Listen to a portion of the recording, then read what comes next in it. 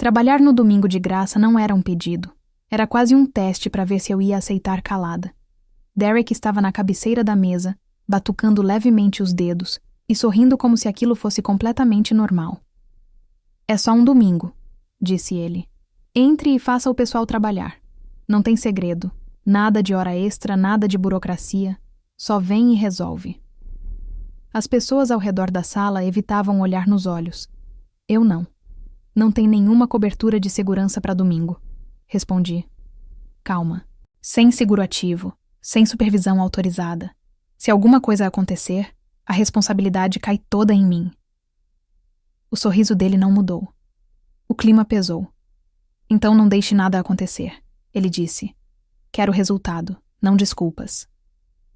Bom. Esse era Derek Halverson, o novo diretor de operações, obcecado por rapidez, avesso a processos e convencido de que regras eram apenas desculpa de quem não acompanha o ritmo. Eu fiquei 12 anos garantindo que essas regras mantivessem a empresa longe de problemas na justiça.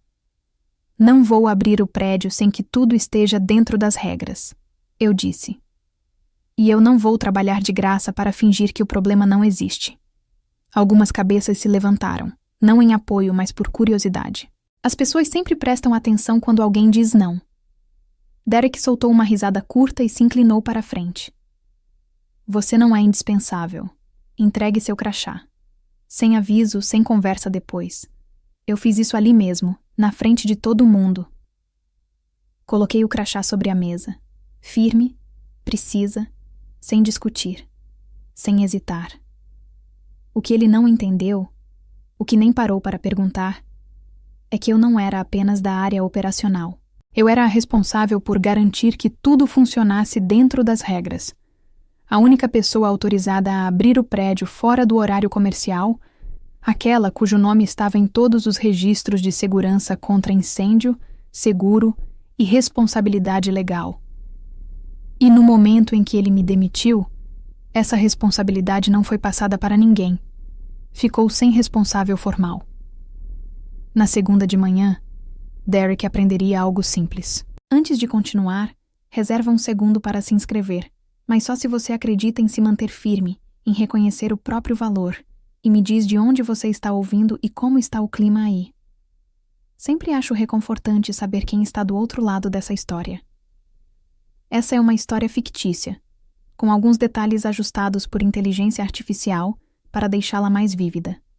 Mas cada emoção aqui é real e mais comum do que muita gente admite. Agora deixa eu te contar o que realmente aconteceu. Quando saí daquele prédio, a raiva já tinha virado outra coisa, algo mais frio, mais controlado. Eu não estava pensando no crachá sobre a mesa. Estava pensando em tudo o que ele representou ao longo de 12 anos. Eu tinha controlado todos os acessos, todas as entradas fora do horário, todos os registros que ninguém queria entender, registros de emergência, relatórios de conformidade, aprovações de seguro. Meu nome estava em tudo aquilo. 2 anos antes, evitei uma falha de cobertura que teria custado à empresa 2,3 milhões. Sem anúncio, sem reconhecimento, só silêncio e mais trabalho.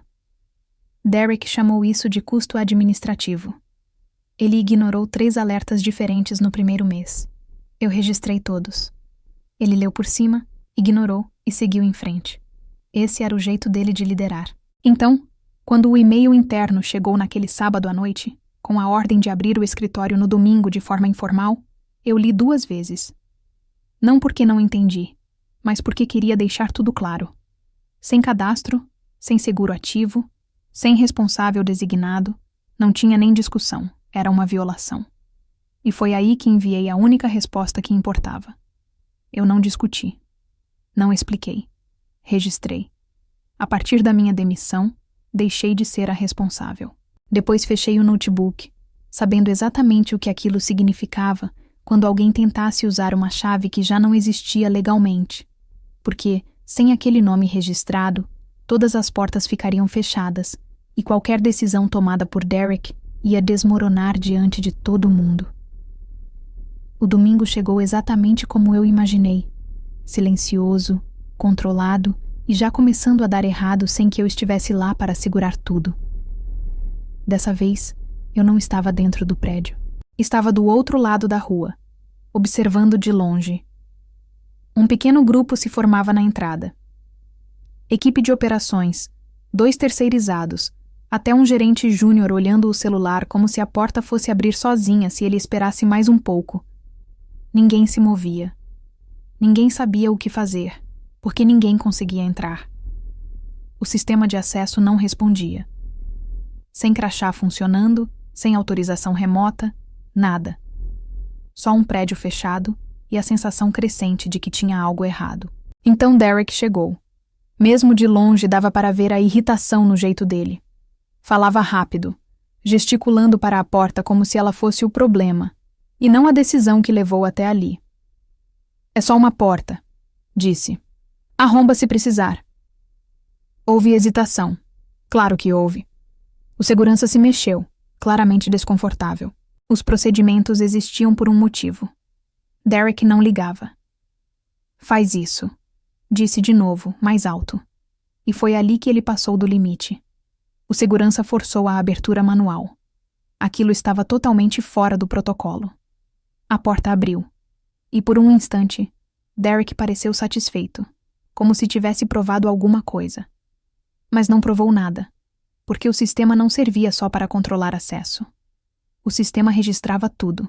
Cada entrada não autorizada, cada abertura fora do horário, cada quebra de regra. No momento em que a porta abriu, o registro foi atualizado automaticamente. Acesso fora das regras, com data e hora marcadas, ficou registrado para sempre. Eu observei enquanto eles entravam, sem perceber que o problema nunca foi a porta fechada, e sim o que aconteceu quando ela foi aberta. E pela primeira vez desde que saí, permiti a mim mesma uma constatação pequena e silenciosa. Não seria um confronto. Aquilo ia desmoronar. Na segunda-feira, o silêncio já era outro. Já não era dúvida. Era tensão mesmo. Daquelas que crescem quando as pessoas começam a perceber que um erro cobra preço. Eu não estava na sala, mas nem precisava. Eu sabia exatamente como aquilo iria acontecer. O jurídico agiu primeiro. Eles sempre fazem isso quando algo parece errado, mas ninguém quer falar em voz alta. Os registros de acesso foram puxados, as entradas revisadas, os nomes conferidos em listas de autorização que não eram atualizadas desde a minha saída. E foi ali que a falha apareceu. Não havia nenhuma funcionária responsável designada para o domingo. Não era atraso, ausência ou alguém que simplesmente não apareceu. Isso significava que nenhuma das ações estava coberta pelo seguro. Todos dentro do prédio estavam completamente descobertos. 47 funcionários trabalharam naquele dia. 6 terceirizados entraram sob uma responsabilidade que, na prática, nem estava válida. Na teoria, não era só um erro de procedimento. Era risco. Se alguém tivesse escorregado, se machucado ou causado qualquer incidente, a empresa não seria a primeira linha de defesa. A responsabilidade cairia direto sobre quem autorizou aquilo. Isso não é hipótese. É assim que funciona a responsabilidade legal. Soube depois que a sala ficou em silêncio absoluto quando o jurídico terminou de explicar. Não foi um silêncio dramático, nem pesado demais. Foi aquela pausa em que todo mundo entende ao mesmo tempo o tamanho do problema. Então veio a pergunta, direta, impossível de aliviar. Quem autorizou o acesso ao prédio? Ninguém respondeu na hora, porque não havia sistema nenhum para sustentar a decisão, nenhum registro aprovado, nenhuma prova para se esconder. Foi só uma decisão, e aos poucos, quase sem querer, todos os olhares naquela sala foram parar em Derek. Não porque alguém mandou, mas porque, pela primeira vez, as consequências tinham direção, e todo mundo sabia onde aquilo ia dar. Se você acha que Derek Halverson estava certo em forçar na abertura do escritório no domingo sem autorização e sem equipe de segurança, comente. Mas se você não apoia essa decisão, então seu comentário está errado.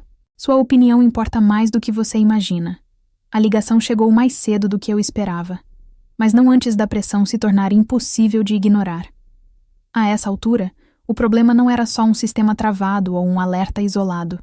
Era um problema real, registrado e só piorando. Deixei tocar uma vez antes de atender.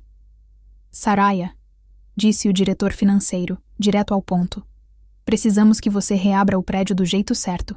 O tom dele era controlado, mas dava para sentir o que estava por trás. Urgência disfarçada. Não sou mais funcionária, respondi. Houve uma pausa. Não era dúvida, era cálculo. Estamos cientes, disse ele com cuidado. Não se trata do seu cargo antigo. Precisamos colocar tudo dentro das regras antes que isso saia do controle. Já saiu do controle. Olhei pela janela, deixando o silêncio durar o suficiente para ele entender. Se eu voltar, não será como funcionária. Será como consultora externa. Ele não me interrompeu. Meus termos são simples. Continuei, quadruplicando meu valor anterior.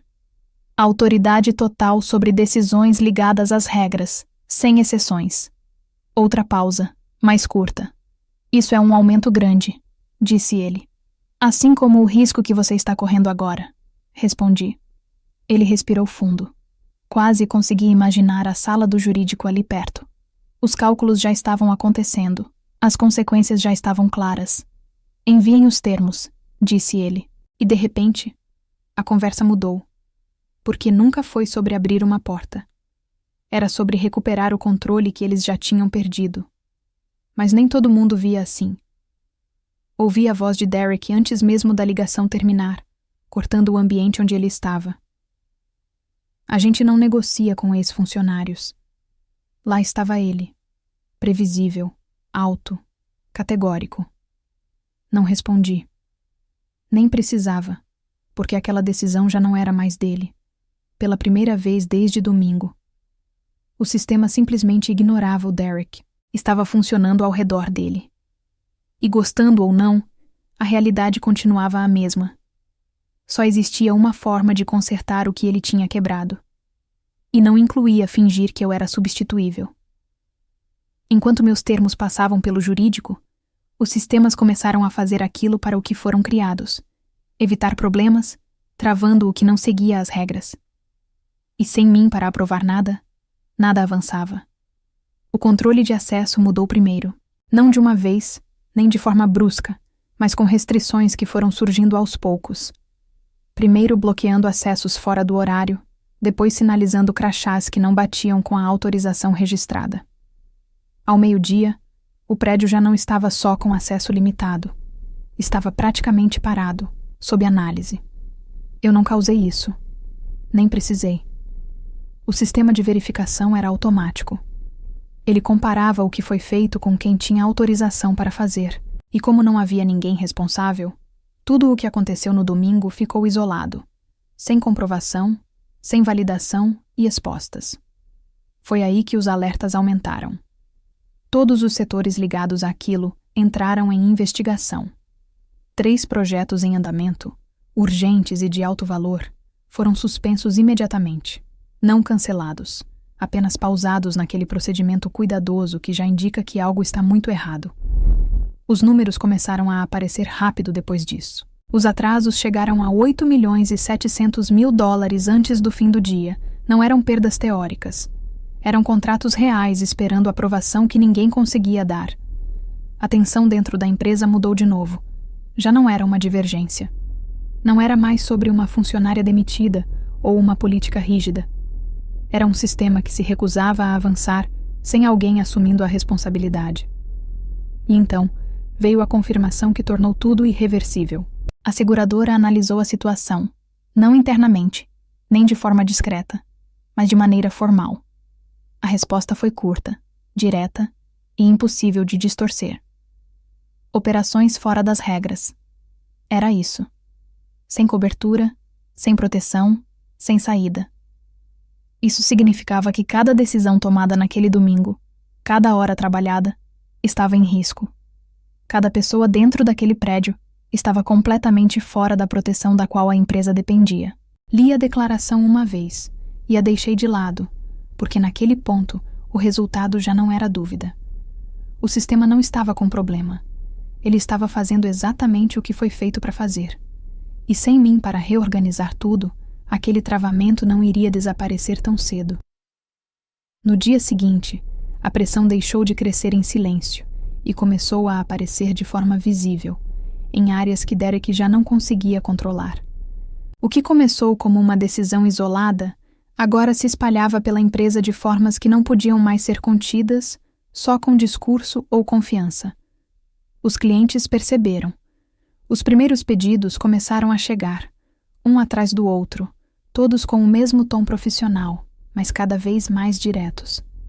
Eles queriam relatórios claros, não resumos, não promessas, documentação, provas de que tudo tinha seguido as regras durante o fim de semana.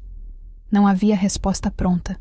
O jurídico travou, as operações foram desviadas, e a hesitação só deixou o problema ainda mais evidente ao meio-dia. 2 parceiros importantes desistiram de contratos ativos, alegando necessidade de esclarecimentos sobre as regras. Parecia educado por fora. Por dentro, não era. A situação piorou de vez. O RH começou a revisar os registros de ponto de domingo. O que encontraram não deixava dúvidas. Os funcionários receberam instruções para trabalhar sem horários formais, sem horas extras aprovadas e sem qualquer registro. Em outras palavras, foram chamados para trabalhar de graça, em condições que nem eram reconhecidas legalmente. Isso não foi só falta de bom senso. Foi responsabilidade legal. As conversas mudaram de controle de danos para risco real, não só para a empresa, mas também para quem tomou a decisão. A expressão ação coletiva começou a aparecer nas discussões internas, primeiro de forma discreta, depois cada vez mais clara, à medida que o padrão ficava impossível de ignorar. E Derek ainda resistia, pelo que ouvi. Ele tratou tudo como exagero, insistindo que bastava retomar as operações que tudo se resolveria. Mas o sistema não estava esperando nada voltar ao normal. Ele estava registrando tudo ali na hora. Então veio a virada. O conselho interveio, não com anúncio nem aviso, mas com perguntas formais, pedidos de documentação, registros de autorização, comunicações internas diretamente ligadas à decisão de abrir o prédio no domingo. E, no centro de cada pedido, explícito ou não, estava a mesma pergunta que Derek tentou evitar. Quem tomou essa decisão? O problema não era mais de processo, era pessoal. E já não era algo que Derek pudesse ignorar. Eu não voltei ao prédio como funcionária. Aquilo já tinha ficado para trás. Quando voltei, foi com outro contrato, outro título e um nível de autoridade que ninguém podia ignorar. A recepção não me barrou dessa vez. Já tinham sido avisados. Acesso temporário, credenciais de consultora, tudo dentro das regras, supervisionado, oficial, necessário. O clima lá dentro era outro. As conversas diminuíam quando eu passava. Não por respeito, mas por consciência. Todo mundo já entendia o que estava acontecendo, mesmo sem falar. Entrei na sala de reunião sem hesitar. Derek já estava lá. Não se levantou, não cumprimentou. Só ficou recostado na cadeira, braços cruzados, como se a postura ainda pudesse sustentar alguma autoridade. Você causou isso, disse ele. A sala ficou em silêncio, esperando minha resposta. Coloquei a pasta sobre a mesa, abri e olhei direto para ele, sem alterar a voz. Não, respondi. Eu apenas registrei tudo. Algumas cabeças se moveram, discretamente, mas o suficiente. Comecei a apresentar os fatos, não como defesa, mas como sequência lógica. O e-mail instruindo a abertura no domingo sem registro. A ausência de alguém responsável depois da minha saída. Os registros mostrando entradas não autorizadas, com data e hora intactas. As regras ligadas ao seguro ativo e à responsabilidade legal. Tudo conectado. Tudo verificável. Sem emoção. Sem exagero. Só fatos. Derek tentou interromper 2 vezes. A primeira com desdém, a segunda com mais firmeza. Nenhuma das duas mudou o que já estava claro. Isso está sendo exagerado, ele disse. Falou que precisava de resultado. Não respondi, porque naquele ponto o jurídico já tinha se posicionado.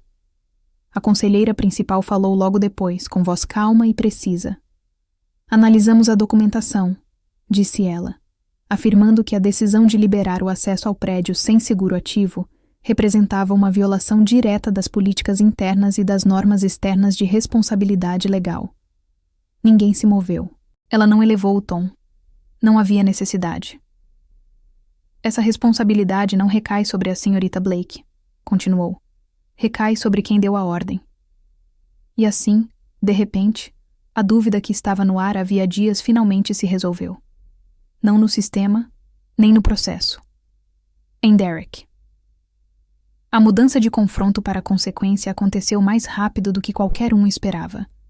Assim que o jurídico esclareceu tudo, a sala parou de discutir. Se reorganizou. Naquela mesma tarde, o conselho convocou uma reunião de emergência. Sem comunicados gerais, sem avisos internos, apenas um chamado direto para quem precisava estar presente. A documentação virou prioridade. Cada e-mail, cada registro, cada autorização ligada ao domingo foi reunida em uma única sequência contínua. Eu não fazia parte da diretoria, mas participei da análise, não como funcionária, e sim como quem entendia exatamente o que estava sendo avaliado. Derek tentou sustentar sua posição. Ele justificou tudo como urgência, liderança sob pressão e uma decisão tomada para manter a produtividade. Mas, quando os registros foram organizados, a intenção deixou de importar. O que importava era o risco, o acesso irregular, as operações sem seguro e o trabalho fora das regras. Cada ponto tinha seu peso. Juntos, formavam algo impossível de ignorar. Os números deixaram isso evidente.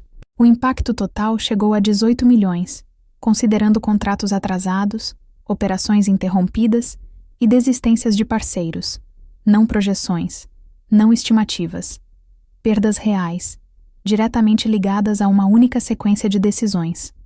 A reputação veio logo depois. Os clientes não queriam explicações, queriam garantias, e até que a empresa provasse que seus controles internos estavam sob controle, a confiança ficou suspensa. Foi então que o conselho agiu. Derek foi suspenso enquanto aguardava uma investigação interna completa.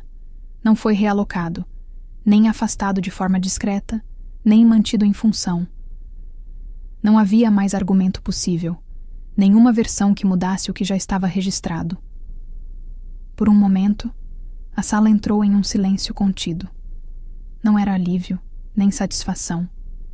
Apenas a consciência de que o resultado havia chegado. Então, a atenção mudou. Não voltou para Derek, mas para mim. Um dos conselheiros falou. Comedido, mas direto. Precisamos de alguém que entenda tanto o sistema quanto o risco que ele protege. Em seguida, completou. Gostaríamos que você considerasse assumir a liderança de controle e risco. Não foi tratado como favor, mas como necessidade. E pela primeira vez desde o início, a conversa não era sobre corrigir o passado. A questão agora era quem iria controlar o que vinha depois. A proposta ficou no ar por mais tempo do que esperavam. Não porque eu precisasse pensar, mas porque eles precisavam entender o que eu diria. Eu não voltei para ser funcionária. Essa fase terminou quando Derek disse que eu não era indispensável. Agradeço a proposta, respondi. Calma, firme. Mas não voltarei como funcionária. Não houve surpresa.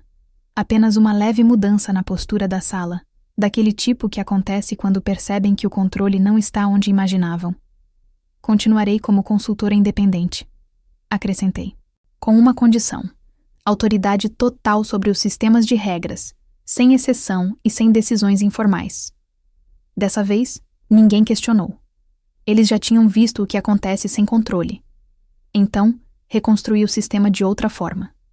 O acesso passou a ser em camadas, sem depender de uma única pessoa, mas impossível de ser burlado sem aprovação registrada. Cada entrada fora do horário exigia dupla validação. O seguro passou a ser ativado automaticamente, sem cobertura, sem acesso, sem atalhos escondidos em ordens verbais ou decisões de última hora. Tudo ficou visível, tudo rastreável. E, principalmente, tudo dentro das regras que antes eram tratadas como opcionais. Com o passar das semanas, o sistema se estabilizou. Os projetos voltaram. Os clientes retornaram aos poucos, mas de forma consistente. O dano não sumiu, mas parou de crescer. Isso já era suficiente. Eu não precisava de reconhecimento, nem de título. Controle bem feito não precisa ser anunciado. Antes de sair da reunião naquele dia, deixei algo simples. Não um aviso, nem uma lição. Apenas um fato que eles já tinham vivido. Eles não perderam o controle quando recusei trabalhar no domingo. Perderam quando assumiram que as regras eram opcionais. Olhando para trás, o mais difícil não foi a demissão. Foi escolher não abrir mão dos meus princípios para manter conforto. Recusei trabalhar naquele domingo sem proteção legal. E no fim, voltei apenas como consultora independente, com limites claros e respeito total às regras. Essa decisão não só me protegeu. Ela trouxe ordem de volta a um sistema que, silenciosamente, tinha se tornado arriscado. O que aprendi é simples, mas não fácil. Seu valor não é medido pelo quanto você aguenta, mas pelo que você se recusa a negociar. Às vezes, a atitude mais forte não é insistir. É permanecer firme quando tudo ao redor pressiona você a ceder. Se você teria feito o mesmo, recusando abrir mão dos seus princípios e escolhendo a independência em vez da obediência, escreva sim nos comentários para que eu saiba que não fui a única. Se faria o contrário, escreva não. E, se ainda está pensando, escreva talvez. Cada comentário traz uma nova perspectiva. E alguém pode estar precisando ler exatamente o que você vai escrever. Se essa história te marcou de alguma forma, considere se inscrever, curtir e compartilhar. Você não estará apenas apoiando um canal, mas ajudando a criar um espaço onde fazer o certo ainda faz diferença.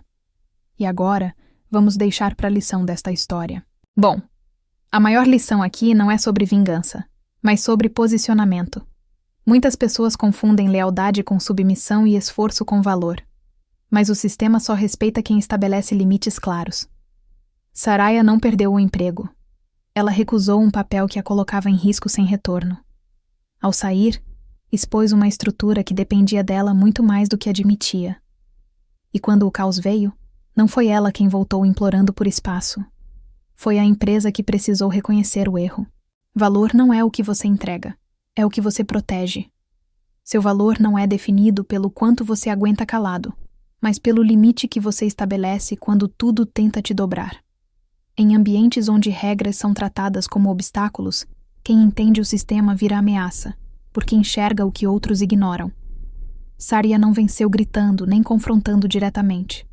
Ela venceu entendendo o jogo melhor do que todos e escolhendo o momento certo de sair. O poder real não está em resistir a tudo, mas em saber quando não ceder. E isso exige mais frieza do que coragem. Agora me diz, quando você percebe que está sendo testado, não pelo seu talento, mas pela sua submissão, como você reage? E, se você tivesse o conhecimento que Saraya tinha, você teria usado isso antes ou só quando fosse tarde demais? Escreve aqui nos comentários. Eu quero muito saber. E não esquece, deixa também o seu comentário com uma classificação de 1 a 10 para mostrar o quanto você gostou, porque assim eu consigo trazer mais vídeos que sejam interessantes para você. Se essa história mexeu com você, já deixa o like e se inscreve no canal, porque aqui, cada história não é só para assistir, é para te fazer pensar diferente quando a próxima decisão difícil aparecer.